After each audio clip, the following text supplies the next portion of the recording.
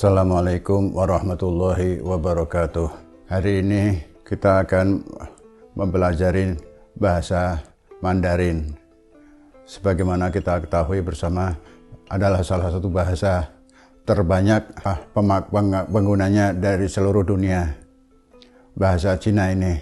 Oleh karena itu, alangkah ruginya kalau kita tidak mau mempelajari bahasa dunia ini, salah satu dari 4 bahasa dunia, yaitu bahasa Perancis, bahasa Arab, bahasa Cina, dan tentu saja bahasa Indonesia. Untuk mempelajari bahasa Cina ini tidak susah, kita bisa menggunakannya dengan sebagaimana kita berbahasa Indonesia atau berbahasa sehari-hari, di mana kita ketahui di zaman sekarang orang sudah terbiasa dengan ada istilah DM, diterangkan dan menerangkan. Demikian pula dengan bahasa Cina. Ini juga menggunakan filosofi D dan M. Sehingga kalau kita menggunakan diterangkan dan menerangkan, itu tidak akan susah. Sehingga dalam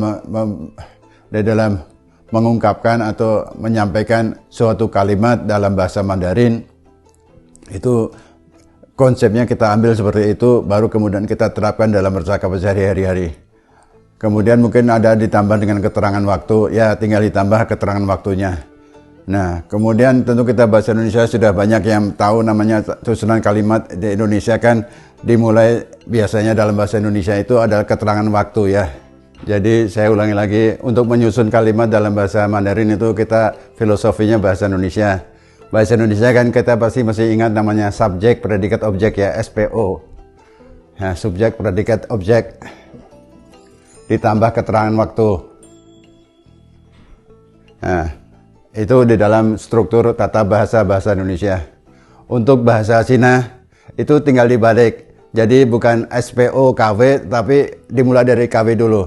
Keterangan waktu dulu, kemudian subjek, kemudian baru predikat, baru kemudian objek. Nah, itulah perbedaannya. Ini bahasa Indonesia, ini bahasa Cina. Jadi begitu cara kita mengucapkannya, maupun dalam menyusun kalimat demi kalimatnya. Misalkan hari ini subjeknya saya mau makan nasi, kan begitu ya, keterangan waktunya misalkan hari ini. Nah, kalau dalam bahasa Cina dibalik, hari ini keterangan waktu dulu, baru subjeknya saya, predikatnya mau, objeknya makan nasi, begitu. Jadi itulah dalam struktur tata bahasa Cina. Saya kira tidak susah ya filosofi Indonesia dengan Cina, tinggal begitu aja. Nah, jadi Indonesia ke Cina itu seperti itu. Saya ulangi, jadi hari ini subjek saya, subjek kan predikat mau, atau objeknya makan, mau makan. Nah, keterangan waktunya mana? Di dapur gitu ya. Nah, kalau di bahasa Cinanya dibalik, di dapur, saya mau makan nasi gitu ya. Nah, itu strukturnya seperti itu. Kemudian subjek itu banyak sekali ya. Kita ketahui ada saya, ada kamu, ada dia, baik laki-laki maupun perempuannya. Nah, situ kita tinggal lihat di mana cara menempatkannya. Saya misalkan, ya. Nah, untuk menuliskan saya itu wo yao ce fan, saya mau makan. Wo yao ce fan, saya mau makan. Ya, begitu kan gampang ya. Jadi subjeknya saya, wo, predikatnya mau, yao, predikatnya makan, ce fan. Nah, saya mau makan di dapur. Wo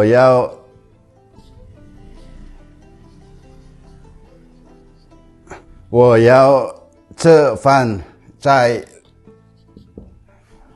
li mian. Saya mau makan di dapur, begitu. Gampang kan ya bahasa Cinanya, tinggal dirubah. Saya wo mau yao. makan cevan, di cai, dapur li mian. Begitu tata caranya ya, sehingga tidak ada yang susah dalam bahasa Indonesia di bahasa Cinanya.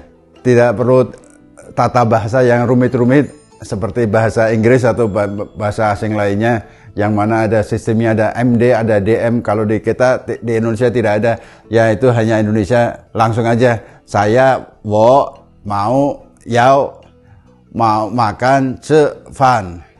Nah, kemudian di mana di dapur li mian. Itu seperti itu. Jadi ni cha, apa itu? Itu saya. Ni kamu, baik laki-laki maupun kamu perempuan sama. Ta itu dia. Dia, baik dia laki-laki maupun dia perempuan. Ya. Ni cha. Oke. Jadi di sini ada huruf-huruf ya yang tidak dibaca seperti apa adanya. Misalkan kayak huruf D. D itu dibaca seperti huruf T. Tapi kalau huruf T ini seperti ada desisnya, ta gitu ya. Wanita gitu. Bukan wanida. Berikutnya ada kekhasan dalam bahasa Cina yaitu simbol. Bahasa Cina identik dengan bahasa simbol. Jadi kalau simbolnya itu menunjukkan maksudnya. Misalkan ada seperti simbol seperti ini. Ini semuanya yang ada di simbol seperti ini dibacanya ni. Ini artinya perempuan. Ya. Kalau laki-laki itu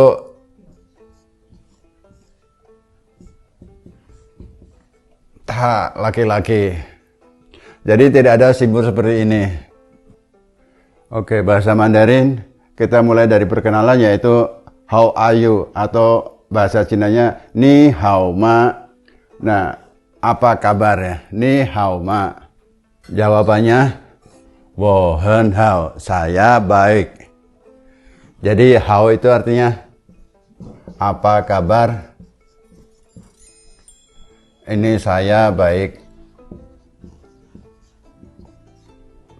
Kita balik tanya ke dianya.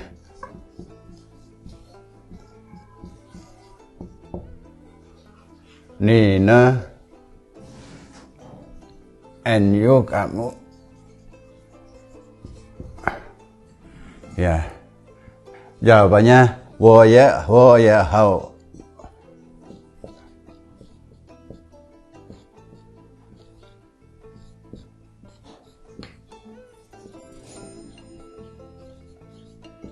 Saya juga baik.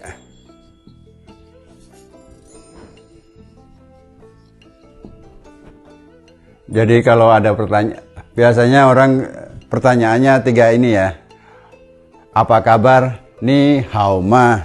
Jawabannya wo hen hao. Saya baik. Nina, kamu gimana baiknya? Oke, saya juga baik. Wo ye hao. Xie xie. Xie xie artinya terima kasih. Oke, saya juga baik. Nah, biasanya percakapan bahasa Mandarin sih tidak sesimpel ini ya. Nanti berkembang. Tapi frame-nya yang inti dari percakapan, awalan kalimat percakapan di awal biasanya begitu. Apa kabar? Baik. Nah, kemudian kamu gimana? Saya juga baik, terima kasih. Jadi menunjukkan kepedulian kita kepada lawan bicara kita. Nah, tapi biasanya nanti itu kan dasar ya. Berkembangnya nanti ada lagi yang lainnya, misalkan dari kalau saya, kalau dia gimana, kalau kamu gimana, kalau mereka gimana. Nah, di sini ada namanya singular. Jadi kata ganti orang, satu orang maupun jamak itu beda-beda. Sebagai contoh, kalau ini kan ini kan saya, berarti singular ya. Kata ganti sendiri aja, kata ganti orangnya sendiri, saya, aku gitu. Kamu juga satu orang. Jadi kalau nanti ada lagi simbol-simbol seperti begini, ini artinya wanita ya. Ini simbol-simbol wanita. Ini nih